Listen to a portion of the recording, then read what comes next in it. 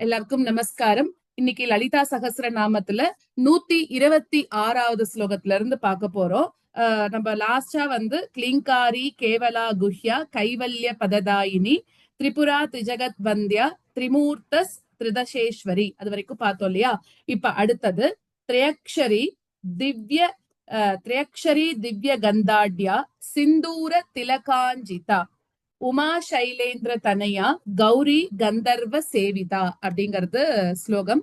So திரேக்ஷரி அப்படின்னா என்னது அர்த்தம் அப்படின்னாக்க 3 அக்ஷரங்களோட ஸ்வரூபமாக இருக்கக்கூடியவள் அப்படின்னு அர்த்தம். சோ என்னென்ன 3 அக்ஷரங்கள் அப்படின்னு பார்த்தோம்னாக்க ஆ உ இம் அப்படின்னு சொல்றோம் இல்லையா? அந்த 3 அக்ஷரங்களோட வடிவம் தான். அந்த 3 அக்ஷரங்களாக அகார உகார மகாரங்களாக அம்பாள் இருக்கா. சோ அதுதான் திரேக்ஷரி அப்படின்னு சொல்றது. அடுத்தது பார்த்தோம்னாக்க திவ்ய கந்தாட்யா அப்படின்னு வரும்போது அம்பாள் எப்பவுமே எப்படி இருக்காலாம், நல்ல தெய்வீக வாசனையோட அம்பாள் எப்பவும் இருந்துட்டே இருக்கா அப்படின்னு அர்த்தம். திவ்யம் அப்படின்னாலே வானுலகத்துல இருக்கக்கூடியது. அதாவது வானுலகத்துல இருக்கக்கூடிய இந்த கதம்பம், பாரிஜாதம் இந்த மாதிரி இருக்கக்கூடிய பூக்கள்லாம் இருக்கு இல்லையா? அதுக்கப்புறம் வந்து சந்தனம் மாதிரி இருக்கக்கூடிய அதெல்லாம் சந்தன பூச்சி எப்பவுமே அம்பாளுக்கு மேல இருக்கும் இல்லையா? அதனால அந்த மாதிரி வாசனை திரவியங்களோட எப்பவுமே இருக்கக்கூடியவள் அப்படின்னு சொல்றான். அடுத்தது சிந்தூர திலகாஞ்சிதா. சிந்தூர திலகாஞ்சிதா அப்படின்னாக்க சிந்தூர திலக்கத்தை வந்து அம்பாள் எப்பவுமே வச்சுட்டு இருக்கா அப்படின்னு அர்த்தம். சிந்தூரம் அப்படின்னு சொல்லக்கூடியதுக்கு சொல்லணும்னா சிவந்த குங்குமம் இல்லாட்டி கோரோஜனை இதெல்லாம் சொல்லக்கூடியது. சோ அந்த மாதிரி அம்பாள் என்ன வச்சுட்டு இருக்கா, சிந்தூரத்தை வந்து சிந்தூர பொட்டினால அலங்கரிக்கப்பட்டவள் அப்படின்னு சொல்லலாம். அடுத்தது இன்னொன்னு சொல்லணும்னா இந்த இந்த முன்னுச்சி இருக்கு இல்லையா?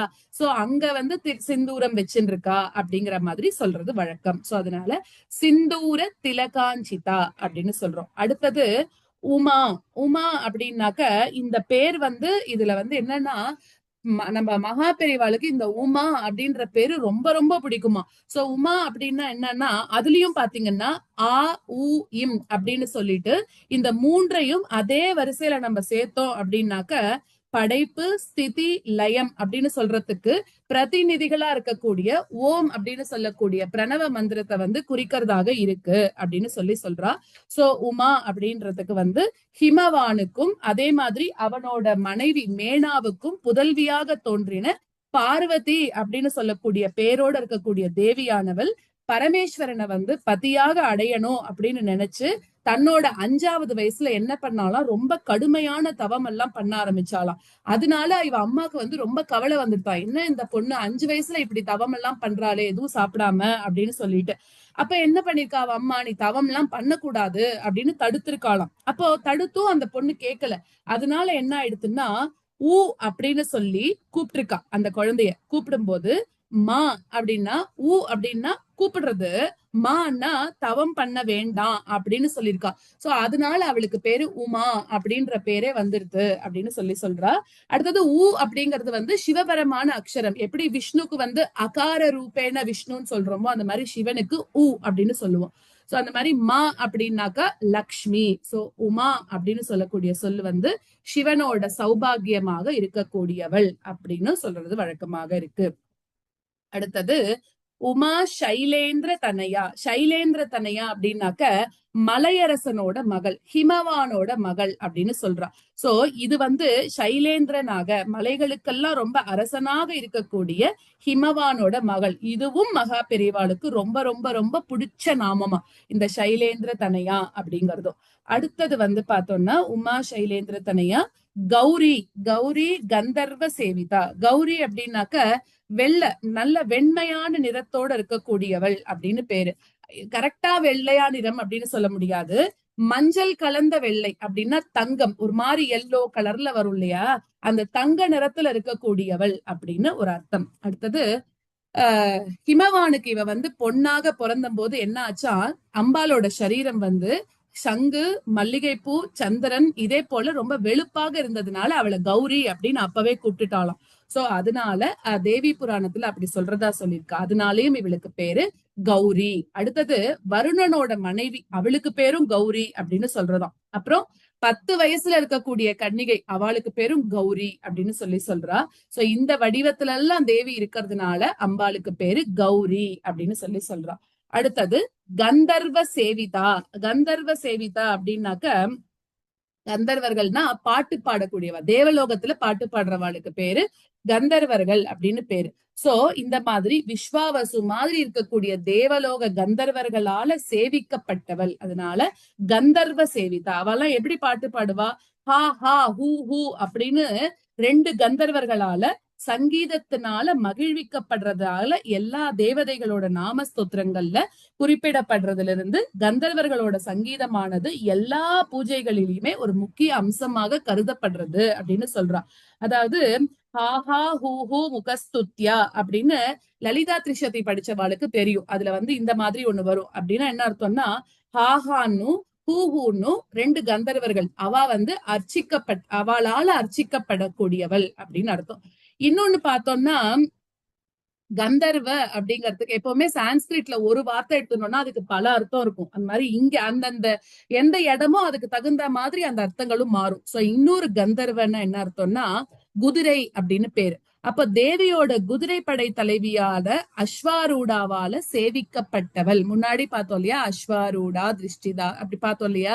அது மாதிரி தேவியோட குதிரைப்படை தலைவிக்கு பேரு அஸ்வாரூடா, அவளால சேவிக்கப்படக்கூடியவள், அதனால அவளுக்கு பேரு கந்தர்வ சேவிதா அப்படின்னு பேர்.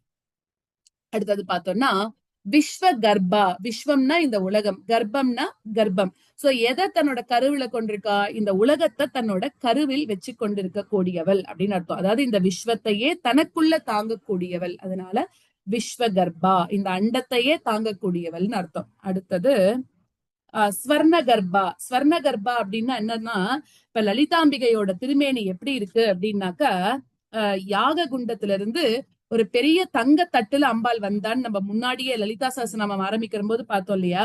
இந்த மாதிரி அந்த அக்னி குண்டத்துல இருந்து ஸ்வர்ண தாம்பாளத்துல அவ தோன்றினா இல்லையா, அதனால அவளுக்கு பேரு ஸ்வர்ண கர்ப்பா அப்படின்னு ஒரு பேர் இருக்குன்னு சொல்றா.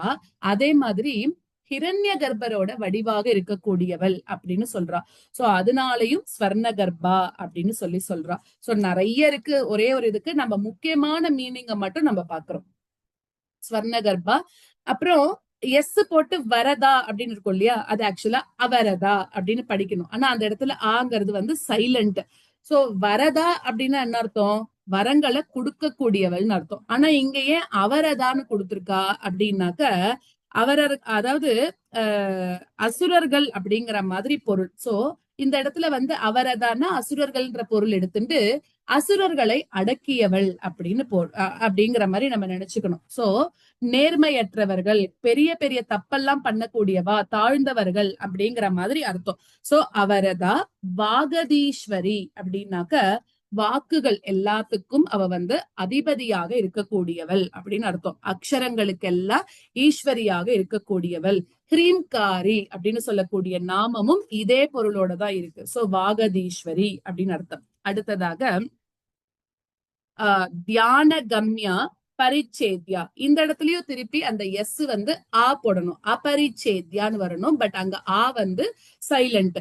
சோ தியான கம்யா அப்படின்னு வரும்போது என்னன்னாக்க, கம்யம்னா டு ரீச் அப்படின்ற மாதிரி அர்த்தம். எதனால அவளை போய் ரீச் பண்ண முடியும், நம்ம தியானத்தினாலதான் ரீச் பண்ண முடியும். சோ தியானத்தினால அடையக்கூடியவள் அப்படின்னு அர்த்தம். அதுதான் தியான கம்யா. புத்தி மனசு இந்த மாதிரி இருக்கக்கூடிய அந்த கரணங்கள் எழுப்பக்கூடிய எண்ண அலைகள் அது எல்லாத்தையும் நிறுத்தி ஒதுக்கி நம்மளோட உள்ளத்தை ஒருமுகப்படுத்துறோமே, அதுக்கு பேருதான் தியானம் அப்படின்னு அப்படின்றது. சோ எதனால நம்ம அம்பால டைரக்டா அணுகலாம்னா ஒன்லி பை தியானம் தான். சோ தியானத்தினால அடையக்கூடியவள் அப்படின்னு அர்த்தம்.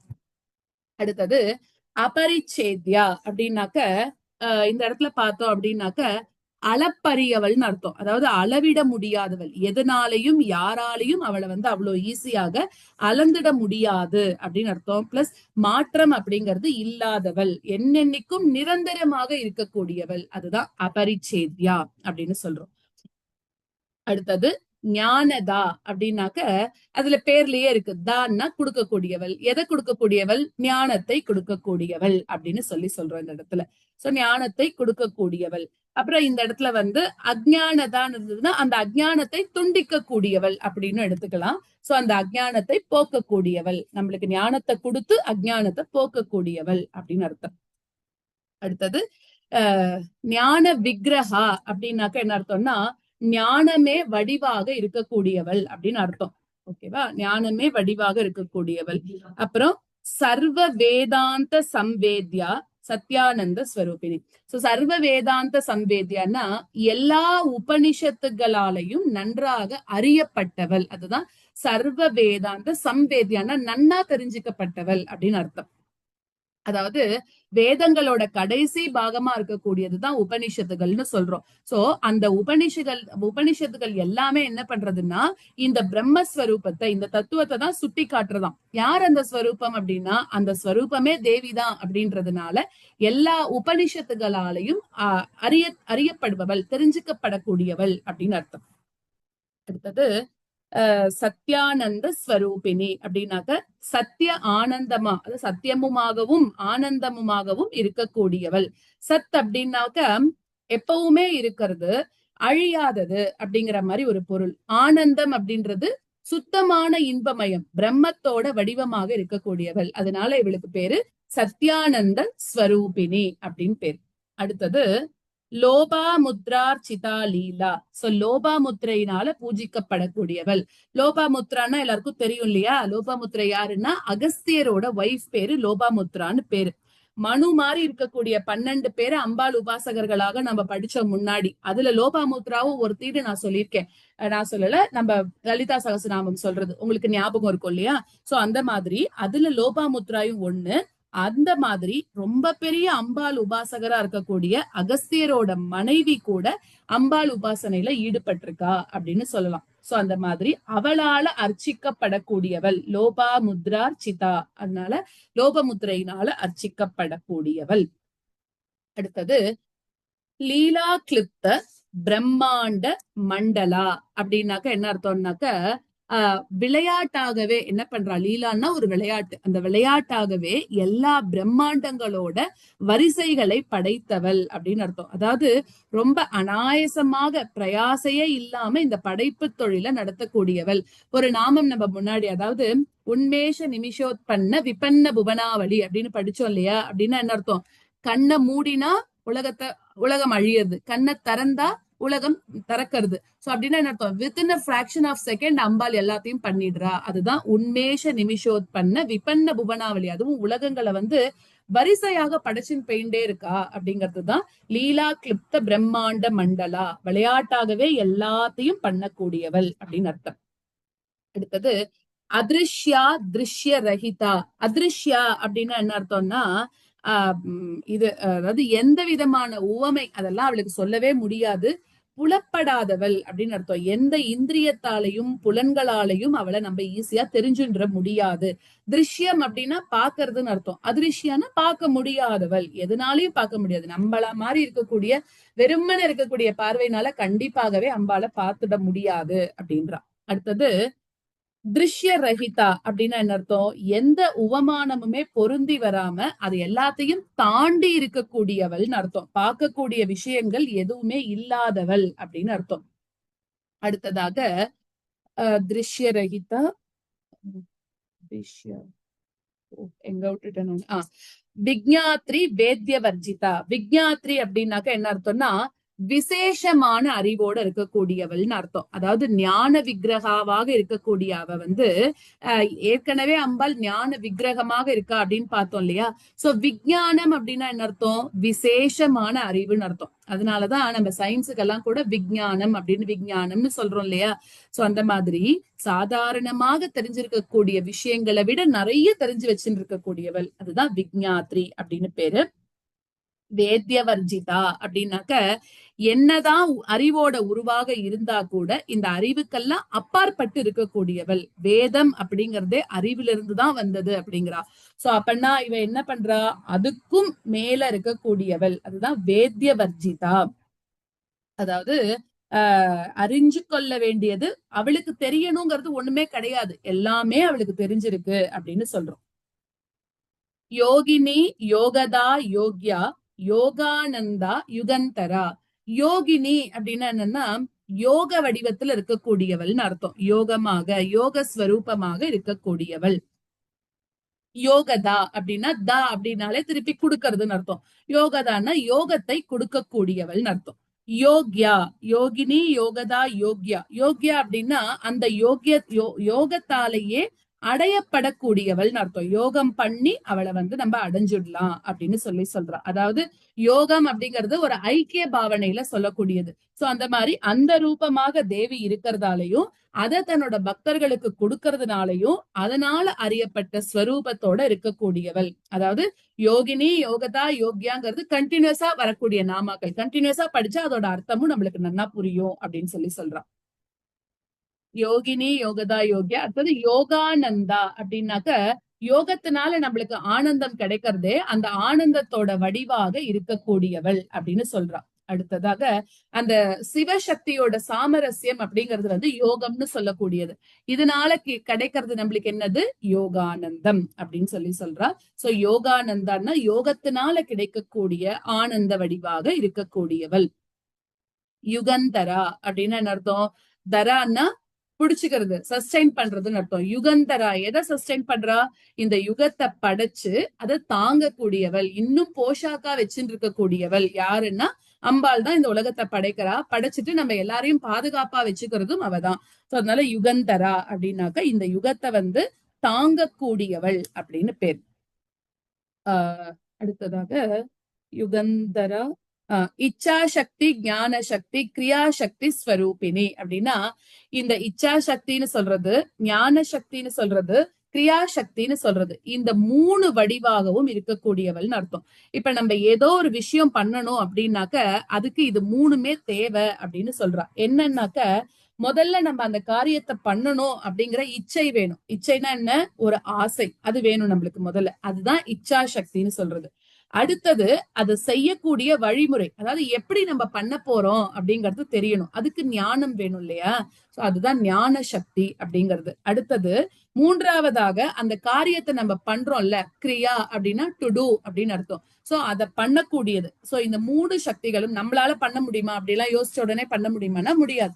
அந்த சக்தியாகவும் இச்சா சக்தி, ஞான சக்தி, கிரியா சக்தியாக நமக்குள்ள இருந்துட்டு நம்மளை ஆட்டு வைக்கக்கூடியவளும் அம்பாள் தான் அப்படின்னு சொல்றா. அடுத்ததாக சர்வாதாரா சுப்ரதிஷ்டா.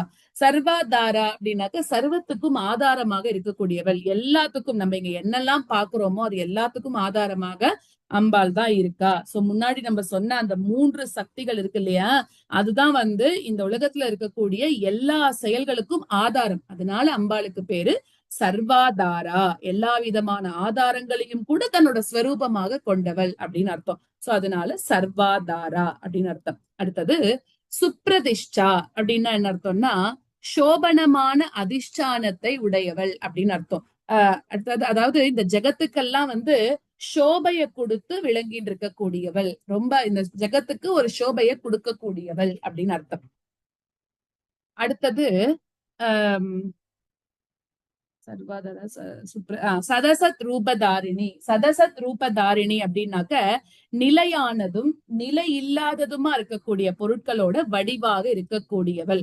சத் அப்படின்னாக்க நிலையான வஸ்து அப்படின்னு அர்த்தம். அசத் அப்படின்னாக்க நிலை இல்லாதது. சோ இது ரெண்டுமே அம்பாளாகவே இருக்கா. அதனால அவளுக்கு பேரு சதசத் ரூபதாரிணி அப்படின்னு பேரு. அடுத்தது பார்த்தோம் அப்படின்னாக்க சதசத் ரூபதாரிணி அஷ்டமூர்த்திர் அஜாஜேத்ரி. அஷ்டமூர்த்திர் அப்படின்னாக்க 8 விதமான மூர்த்தி வடிவமாக அம்பாள் இருக்கக்கூடியவள்னு அர்த்தம். சோ 8 மூர்த்திகள்ல பல இப்ப சில பேர் சிலது சொல்றா. அப்படி என்னன்னா 8 எல்லாத்தையும் நம்ம பாக்குறோம். அதாவது அஷ்டமாதாக்கள், அப்புறம் அஷ்ட வாக்தேவதைகள், அப்புறம் 8 சிவ வடிவங்கள்னு சொல்றோம். அப்புறம் பிரகிருதிக்கு 8 அங்கங்கள் இருக்கு சொல்றோம். இப்ப 8 மாதாக்கள்னு சொல்றோம் இல்லையா, எல்லாமாகவும் அம்பாள் தான் இருக்கா.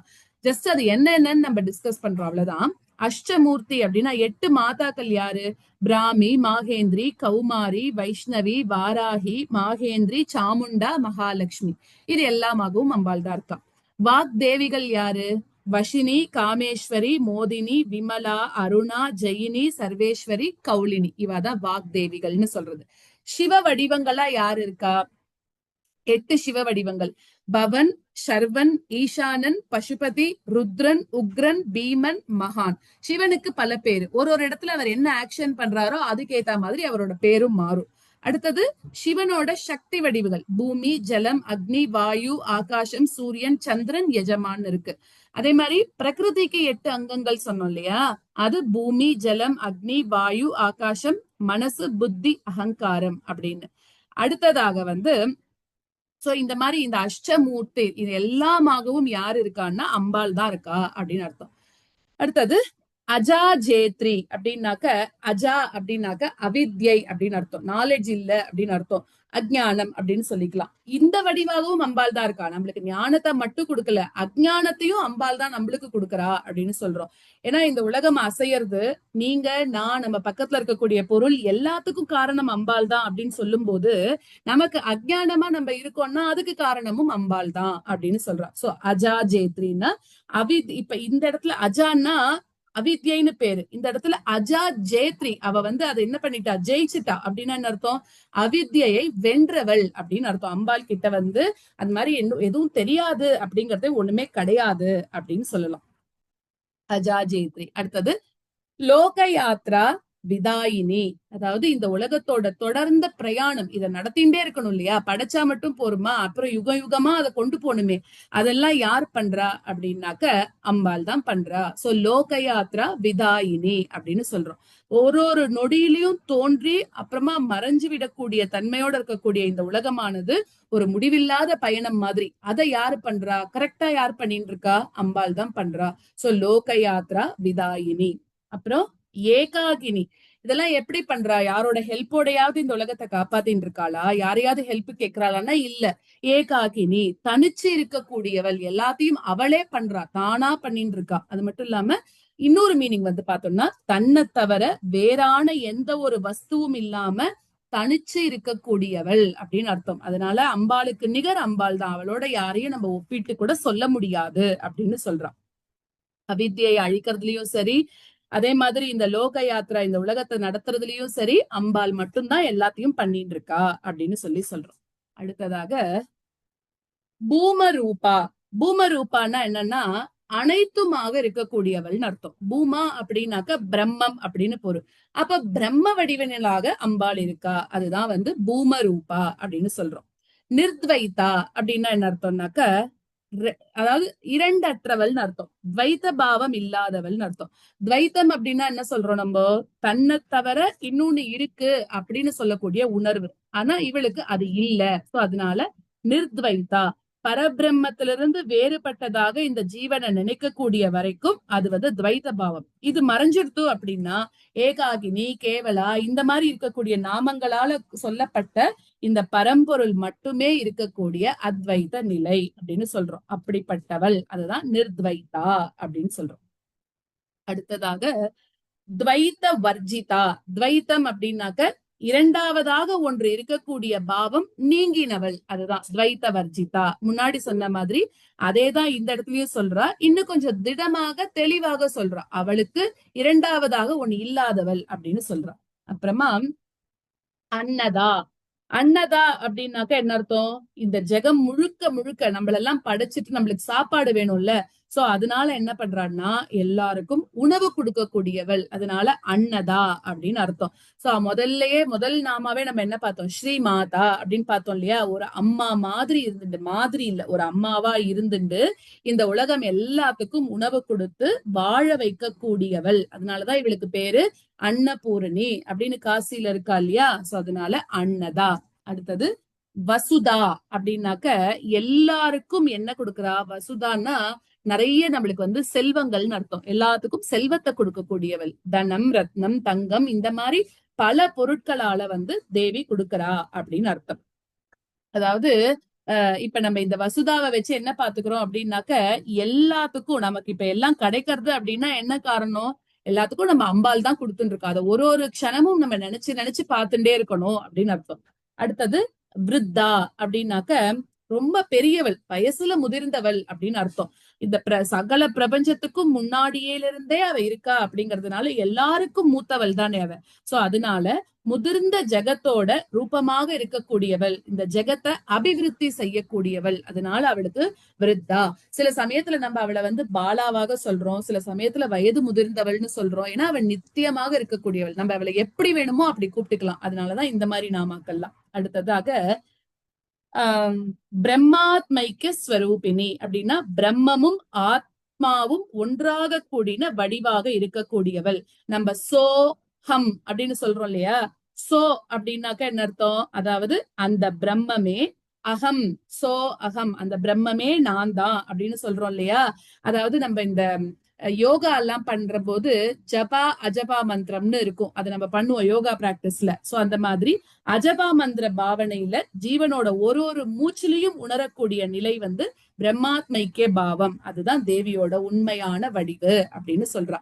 அகம் அப்படிங்கிறது ஜீவாத்மாவையும், அதே மாதிரி அந்த சகாரம் வந்து பரமேஸ்வரனையும் சொல்றது. சோ அந்த மாதிரி அதுதான் வந்து பிரம்மாத்மைக்க ஸ்வரூபிணியாக இருக்கா. அந்த மூச்சை வந்து நம்ம உள்ள இழுத்து வெளியில விடுறோம் இல்லையா? அப்ப வந்து அந்த சோகம் மந்திர ஜபமாக உணர்றது அஜபா மந்திரம்னு சொல்றது. திருப்பி தனியாக ஜபம்னு ஒண்ணு சொல்லாம அந்த சுவாசத்தையே ஜபமாக பாவிக்கிறோம் இல்லையா? அதான் அஜபா மந்திரம்னு சொல்றது.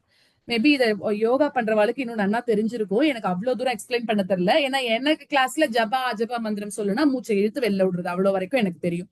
ஓகே, அடுத்தது பிருகதி அப்படின்னாக்க என்னதுன்னாக்க பெரிய உருவம் கொண்டவள்னு அர்த்தம்.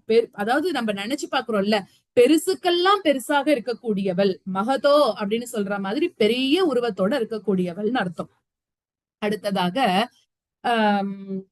பிரகதி பிராமணி அப்படின்னாக்க ஒரு அந்தன பெண்ணாக இருக்கக்கூடியவள். பிராமணி அப்படிங்கிறதுக்கு ஒரு ஸ்திரீ சொல்லலாம், இல்லாட்டி அது ஒரு மூலிகை, இல்லாட்டி ஞானம், இப்படி பல பொருட்கள் இருக்கு. இந்த இடத்துல பிராமணி அப்படின்னாக்க ஒரு அந்தன பெண்ணாக இருக்கக்கூடியவள் அப்படின்னு அர்த்தம். மும்மூர்த்திகள்ல வந்து சிவனை வந்து பிராமணன்னு சொல்றோம், விஷ்ணுவ க்ஷத்ரியன்னு சொல்றோம். அதே மாதிரி இந்த இடத்துல வந்து பிராமணி அப்படிங்கும் போது அம்பாளை வந்து ஒரு அந்தன பெண் அப்படின்னு சொல்றோம். அடுத்தது பிராமி அப்படின்னாக்க பிரம்மாவோட பத்தினியாக சரஸ்வதியாக இருக்கக்கூடியவள், அதுதான் பிராமி. அப்புறமா வந்து வாக் வடிவாக இருக்கக்கூடியவள், அதனால வாகீஸ்வரி அப்படின்னு சொல்லலாம். நம்ம சொல்றோம் இல்லையா 8 மாதாக்கள் இருக்கா, அந்த 8 பேருக்கும் முதலாக இருக்கக்கூடியது அம்பாள் தான் அப்படின்னு சொல்றோம்.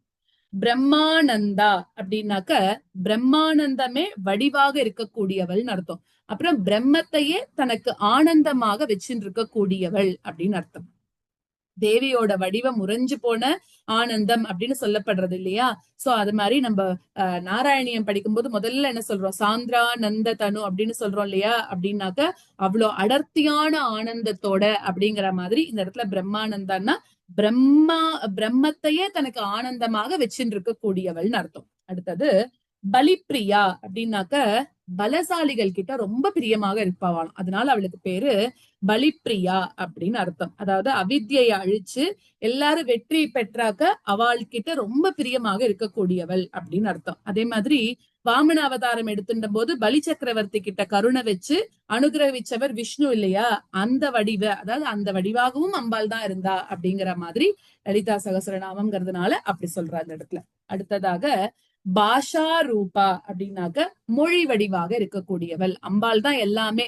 எழுத்து வடிவாகவும் அம்பாள் தான் இருக்கா, மொழி வடிவாகவும் அம்பாள் தான் இருக்கா, வாக் தேவியாக அம்பாள் தான் இருக்கா, மாத்ருகா ஸ்வரூபிணியாக அம்பாள் தான் இருக்கா இல்லையா? சோ அது மாதிரி அவ வந்து வாக்குக்கு அதிபதி அப்படிங்கிறதுனால எல்லா மொழிகளுமே அவளோட வடிவாகவே இருக்கு அப்படின்னு அர்த்தம். அடுத்ததாக பிருகத் சேனா அப்படின்னாக்க பெரிய பெரிய சேனைகளோட இருக்கக்கூடியவள்னு அர்த்தம். சோ அது மாதிரி அவகிட்ட இல்லாத சேனையே கிடையாது. சோ அவ்வளோ பெரிய சேனைகள் வச்சுட்டு இருக்கா, அதான் பிருகத் சேனா. அடுத்தது பாவா பாவ விவர்ஜிதா அப்படின்னாக்க பாவமும் அபாவமும் இல்லாதவள்னு அர்த்தம். அதாவது பாவம் அப்படின்னா இருக்கக்கூடிய நிலை, அபாவம்னா இல்லாத நிலைன்னு சொல்லலாம். சோ தேவியானவள் பாவம் அப்படிங்கிற நிலை இல்லாதவள் அப்படின்னா இல்லா நிலையில இருக்கா அப்படிங்கிற மாதிரி ஆகும். அதே மாதிரி நம்ம பார்த்தோம்னா இல்லாத நிலை அற்றவள் அப்படின்னு நம்ம சொன்னோம்னா இங்கேயும் வந்து நிலையுள்ளவள் அப்படிங்கிற மாதிரி வந்துரும் இல்லையா? சோ இரண்டுமே இல்லாத ஒரு நிலை அப்படின்னா என்னதுதான் அப்படின்னு பார்த்தாக்க, இந்த உலகத்துல எல்லா பொருட்களுமே பாவமும் அபாவமும் சேர்ந்து இருக்கிறது தான் இல்லையா? சோ அந்த மாதிரி இப்ப பாவ விவர்ஜிதான்னா அம்பாளுக்கு பாவமும் அபாவமும் இல்லாதவள் அப்படின்னு அர்த்தம். அடுத்ததாக ஆஹ் சுகாராத்யா சுபகரி. சுகாராத்யா அப்படின்னாக்க சுகமாக அம்பாளை வழிபடுறதுக்கு நம்ம பெரிய பெரிய மெத்தட் எல்லாம் ஃபாலோ பண்ண வேண்டாம், ரொம்ப ஈஸியாக வழிபடக்கூடியவள் அப்படின்னு அர்த்தம். உடம்ப வருத்தி விரதங்கள்லாம் இருந்து அந்த மாதிரி எல்லாம் இல்லாம சுகமாகவே தியானிக்கப்படக்கூடியவள்னு அர்த்தம். அம்பாளுக்கு நம்ம பண்ணணும்னா பெருசா நியம நிர்பந்தங்கள்லாம் எதுவுமே தேவையில்லை அப்படின்னு சொல்றான். அடுத்ததாக சுபகரி அப்படின்னாக்கா எப்பவுமே பக்தர்களுக்கு சுபத்தையே மங்களத்தையே கொடுக்கக்கூடியவள் அப்படின்னு அர்த்தம். நம்ம இப்ப பார்த்தோம்ல, எந்த விதமான நியம நிர்பந்தங்கள் இல்லாம தேவிய சுகமாக வழிபடலாம்னு பார்த்தோம்ல, அது மாதிரி ஏதாவது பாவம் ஏற்பட்டுடுமா அப்படின்ற சந்தேகத்தை நிவர்த்திக்க கூடிய வகையில மங்களத்தை தான் செய்வா. நீங்க எப்படி வேணாலும் அம்பாளை தியானம் பண்ணலாம், எப்படி வேணாலும் அம்பாளை பூஜை பண்ணலாம், அதனால பயப்பட வேண்டாம். அவ எப்பவுமே என்ன கொடுக்குறா? சுபகரி, நம்மளுக்கு சுபத்தை தான் கொடுக்குறா உண்மையான பக்தி இருந்தா அப்படி சொல்றா. அடுத்தது சோபனா சுலபாகதிகி. சோபனா அப்படின்னா ரொம்ப அழகானவள், அப்புறம் உயர்ந்த மங்களமான இலக்காக இருக்கக்கூடியவள்னு அர்த்தம். சோ அதனால நல்ல பெரிய பெரிய மங்களம் வடிவாக இருக்கக்கூடியவள் அப்படின்னு பாக்குறோம். அடுத்தது ராஜராஜேஸ்வரி ராஜ்யதாயினி ராஜ்யவல்லபா. ராஜராஜேஸ்வரின்னா என்னன்னா ராஜராஜர்களுக்கு எல்லாமே ஈஸ்வரியாக இருக்கலாம். அதாவது 8 திக்குகளுக்கும் அதிபதியா இருக்கக்கூடிய இந்திரன் மாதிரி இருக்கக்கூடிய திக் பாலகர்களுக்கும், அதே மாதிரி பிரம்மா விஷ்ணு சிவன் இவ எல்லாருக்குமே யாருதான் ராணி அப்படின்னா அம்பாள் தான். அதனால அவளுக்கு பேரு ராஜராஜேஸ்வரி அப்படின்னு பேரு. குபேரனுக்கு கூட ராஜராஜன்னு பேரு. அதனால அவளுக்கு அந்த குபேரனுக்கு, அதாவது அவனுக்கும் ஈஸ்வரியாக இருக்கா, அதனால ராஜராஜேஸ்வரி அப்படின்னு பேரு. அடுத்தது ராஜ்ய தாயினி. என்னத்தை கொடுக்குறா? நம்மளுக்கு ராஜ்யத்தை கொடுக்கறா, அந்த ராஜ்யத்தை கொடுக்கக்கூடியவள் அப்படின்னு அர்த்தம். இங்க நம்ம ராஜ்யம்னா என்ன? பெரிய பெரிய பதவி எல்லாம் கிடையாது. மோக்ஷம், வைகுண்டம், கைலாயம் இந்த மாதிரி இருக்கக்கூடிய இது எல்லாத்தையும் நம்மளுக்கு கொடுக்கக்கூடியவள், அதுதான் ராஜ்ய தாயினி அப்படின்னு சொல்றா. அடுத்தது ராஜ்ய வல்லபா அப்படின்னாக்க ஆட்சியில ஈடுபட்டவள்னு அர்த்தம். சோ அதாவது எப்பவுமே அந்த அவ ராஜ்யம் பண்ணான்னா அது ரொம்ப திறமையானதாக இருக்கும், அதனால அதுக்கு பேரு ராஜ்ய வல்லபா. ராஜ கிருபா அப்படின்னு என்ன அர்த்தம்? கருணையே வடிவாக இருக்கக்கூடியவள்னு அர்த்தம். அந்த இவ அம்மா அப்படின்னு சொல்லிட்டோம் இல்லையா, அதனால கருணையே உருவெடுத்து இருக்கா அப்படின்னு அர்த்தம். அதுதான் ராஜத் கிருபா. அப்புறம் ராஜபீட நிவேசித நிஜாஸ்ரிதா. என்ன பண்றா? தன்னை அண்டி வந்தவாளுக்கு ராஜ பதவிய கூட கொடுக்கறாளாம். அதாவது அரச பீடத்துல அவளை உட்கார வைக்கிறா அப்படின்னு அர்த்தம். அதாவது தன்னோட பக்தர்களுக்கு இந்திரன் மாதிரி இருக்கக்கூடிய பதவிய கூட கொடுத்துடுறா அப்படின்றா. துருவன், சுரதன் இந்த மாதிரி எல்லாம் இருக்கா இல்லையா, அவளுக்கு எல்லாம் கொடுத்தா இல்லையா பெரிய பதவி. சோ அத சொல்றா. சோ இந்த மாதிரி ஆனா ஒருவேளை நம்மளுக்கு பக்தி ரொம்ப ஜாஸ்தியா இருந்ததுன்னா இந்த மாதிரி தேவ பதவிகளை கொடுத்தா கூட அதை துச்சம்னு புறக்கணிச்சவாலும் நிறைய பேர் இருக்கா அப்படின்னு சொல்றா. அவளுக்கு என்ன பண்றா? அதை விட உயர்ந்த பதவிகளையும் பிரம்ம நிலையுமே கொடுத்துடுறா. அதுதான் ராஜபீட நிவேசித நிஜாஸ்ரிதா. ராஜ்ய லக்ஷ்மி அப்படின்னா என்ன அர்த்தம்னா அதாவது ராஜ்ய லக்ஷ்மி வடிவாக இருக்கக்கூடியவள். இந்திராதி தேவர்களோட அந்த சம்பத்துகள், செல்வங்கள் எல்லாம் இந்த இடத்துல சொல்லப்படுறது. இது எல்லாமே என்னதுன்னா அம்பாலோட ரூபங்கள் தான் அப்படின்னு சொல்றான். அடுத்ததாக கோஷநாதா அப்படின்னாக்க பொக்கிஷங்களுக்கெல்லாம் அதிகாரி அப்படின்னு அர்த்தம். கோஷம் அப்படின்னாக்க ஒரு அரசாங்கத்தோட பொக்கிஷம் சொல்றான். அதுல இருக்கக்கூடிய எல்லா செல்வங்களும் யாரோடதுன்னா அம்பாலோடதுதான். அது எல்லாத்துக்கும் அதிகாரியாக இருக்கா அப்படின்னு அர்த்தம். நம்மளோட உடம்பே எடுத்துட்டோம் அப்படின்னா, நம்மளோட ஸ்தூல தேகமே எடுத்துட்டோம்னாக்க 5 வகை கோஷங்கள், அதாவது ஒரு ஷீட், ப்ரொடெக்டிங் ஷீட் அப்படிங்கிற மாதிரி சொல்லலாம். எப்படி இருக்கு நம்ம உடம்புலன்னா அன்னமய கோஷம், பிராணமய கோஷம், மனோமய கோஷம், விஞ்ஞானமய கோஷம், ஆனந்தமய கோஷம்னு இருக்கு நம்ம உடம்பு. சோ இந்த கோஷங்களுக்கெல்லாம் நாயகியாக இருந்து என்ன பண்றா? தோற்றம், உயிர்ப்பு, எண்ணம், அகங்காரம், ஆனந்தம் இது எல்லாத்தையும் ஜீவர்களுக்கு கொடுக்கறா. சோ கோஷநாதா அப்படின்னா இந்த 2 அர்த்தமுமே சொல்லலாம். அடுத்தது சதுரங்க பலேஸ்வரி அப்படின்னா என்ன அர்த்தம்? 4 வகையான படைகளுக்கு தலைவியாக இருக்கக்கூடியவள் அப்படின்னு அர்த்தம். சோ இப்போ 4 வகைப்பட்ட பல வியூகங்கள் இருக்கு அப்படின்னு சொல்றோம் இல்லையா? அதாவது ஒரு ஜீவனுக்கு வந்து உலக அளவுல மனசு, புத்தி, சித்தம், அகங்காரம் அப்படிங்கறதுனால ஒரு வியூகம் அப்படின்னு சொல்றோம். அதே மாதிரி படைப்பு, காத்தல், அழித்தல் அப்படிங்கற வந்து இவாள வந்து சூப்பர்வைஸ் பண்ணக்கூடிய பரம்பொருளோட வியூகம்னு சொல்லக்கூடிய 4 இப்ப நம்ம வைஷ்ணவத்துல பார்த்தோம் அப்படின்னாக்க யாரு 4 பேர் இருப்பா. யாருன்னா முதல்ல பரவாசுதேவர். ஓகேவா? பரவாசுதேவர், அப்புறம் பிரத்யும்னர், அந்த ஆர்டர் எனக்கு சரியா தெரியல. முதல்ல பரவாசுதேவர், அப்புறம் பிரத்யும்னர், அனிருத்தர், சங்கர்ஷனர் அப்படின்னு சொல்லிட்டு 4 பேர் இருக்கா. 4 வியூகங்கள். சோ இப்ப இவ என்ன பண்ணுவான்னா, இப்ப நம்ம பிரம்மா, விஷ்ணு, சிவன் சொல்ற மாதிரி பரவாசுதேவர் என்ன பண்றாருன்னா ஒருத்தரை நீ பார்க்கடல்ல இரு, நீ அர்ச்சாவதாரமா போ, இப்படி எல்லாம் சொல்லி அனுப்புறார். சோ அந்த மாதிரி இவ எல்லாருக்கும் இந்த தேவி உபாசனையில சொல்லக்கூடிய வாமா, ஜேஷ்டா, ரௌத்ரி, அம்பிகா அப்படின்னு சொல்லக்கூடிய பிரம்மா அப்படின்னு சொல்லக்கூடிய ஒரு 4, அப்புறம் பிரம்மா, விஷ்ணு, ருத்ரன், ஈஸ்வரன் சொல்லக்கூடிய 4, இப்படி பல விதங்கள்ல 4 அங்க பலங்களோட தலைவியாக. சோ இப்ப நம்ம சொன்ன எல்லாத்துக்கும் தலைவியாக யாரு இருக்கான்னா அம்பாள் தான். சதுரங்க பலேஸ்வரி 4 நாளா இருக்கிற எல்லாத்துக்கும் தலைவியாக இருக்கா. அப்புறம் வந்து சதுரங்க பலேஸ்வரி எங்கேயோ விட்டுடுறேனே நானு. சாம்ராஜ்ய தாயினி, சத்யசந்தா, சாகரா, மேகலா. சாம்ராஜ்ய தாயினி பக்தர்களுக்கு என்ன கொடுக்கறா? சாம்ராஜ்யத்தை கொடுக்கக்கூடியவள் அப்படின்னு அர்த்தம். சோ அந்த மாதிரி 3 வகை ராஜ்யங்கள்ல கூட உயர்ந்ததா இருக்கக்கூடிய சாம்ராஜ்யம்னு சொல்லக்கூடியத நேரடியாக இல்லாட்டி உடனடியாகவே கொடுத்துடுறா அப்படின்னு அர்த்தம். அதாவது சக்கரவர்த்தி பதவின்னு சொல்றோம் இல்லையா? ரொம்ப பெரிய பதவி. அதை எப்ப கொடுக்குறா? அம்பால உபாசனை, அம்பால சேவிக்க ஆரம்பிச்சிட்டாலே உடனே கொடுத்துடுறாளாம். அவ்வளவு பிடிக்குமா அவளுக்கு நம்மள மாதிரி இருக்கக்கூடிய பக்தர்கள் எல்லாம். சத்யசந்தா அப்படின்னாக்க மீற முடியாத பிரதிஜ்ஞா, அதாவது மரியாதைகளோட இருக்கக்கூடியவள் அப்படின்னு அர்த்தம். அம்பாலோட மரியாதை, அவ வந்து ஒரு ரூல் ஒண்ணு போட்டிருக்கா. அந்த ரூலை வந்து யாராலுமே மீறவே முடியாது. அவளால செய்யப்பட்ட அந்த பிரதிஜைகளை, தன்னோட வார்த்தைகளை சத்தியமானவைகளாக செய்யறதுல உறுதியாக இருக்கக்கூடியவள் அப்படின்னு அர்த்தம். ஏன்னா இவ்வளவு பெரிய ஒரு உலகம் படைச்சிருக்கா, அதை டிசிப்ளினா கொண்டு போகணும் இல்லையா? அதுக்காக அவ ஒரு சில ரூல்ஸ் போட்டிருக்காளாம். அந்த ரூல்ஸ யாராலையும் கண்டிப்பா மீறவே முடியாது அப்படின்னு சொல்றான். அடுத்தது சாகர மேகலா அப்படின்னாக்க அந்த சமுத்திரங்களையே ஒட்டியானமாக கட்டின்னு இருக்கக்கூடியவள்னு அர்த்தம். தேவியானவள் வந்து பூமியோட வடிவமாக இருக்கிறதுனால கடலே அவளுக்கு இடுப்ப சுத்தி போட்டு விடக்கூடிய மேகலைனா ஒட்டியானம்னு சொல்லப்படக்கூடியது. சோ அது மாதிரி கொந்தளிக்கக்கூடிய கடலுக்கு நடுவுல கொஞ்சம் கூட அசையாம அளவில்லாத பொறுமையோட இந்த பூமி வடிவாக இருக்கக்கூடியவள், அதுதான் சாகரா மேகலா.